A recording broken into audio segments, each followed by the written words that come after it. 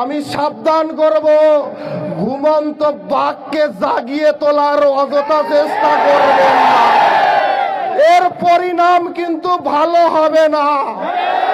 কারণ আজকের গত রাতের এক মেসেজে যদি এত লোক একত্র হতে পারে, তাহলে আমি যদি 2 দিন আগের প্রোগ্রাম দেই, তাহলে কিন্তু পালানোর পথ খুঁজে পাবেন না, পালানোর পথ খুঁজে পাবেন না।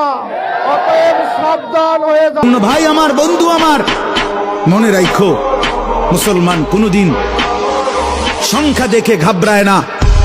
110 কোটি না, 1 লক্ষ কোটিও আমরা পরোয়া করি না।